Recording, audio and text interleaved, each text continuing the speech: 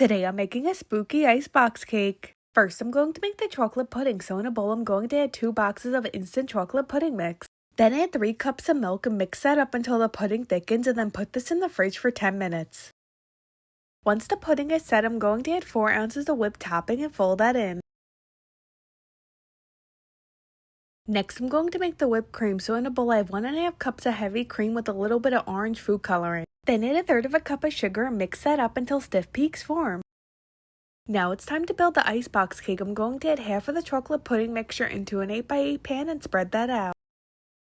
Next I have these spooky fudge striped cookies. I'm going to dip each one in milk and put it on top of the chocolate pudding. Then I'm going to add half of the whipped cream and spread that out. Next add the rest of the chocolate pudding and spread that out. Then add another layer of the spooky cookies, dipping each one in milk first. Next add the rest of the whipped cream and spread that out. Lastly, I'm going to add some gummy worms and Halloween sprinkles on top, and then cover this up and put this in the fridge for at least 3 hours before serving. Here's an up close look at the spooky icebox cake.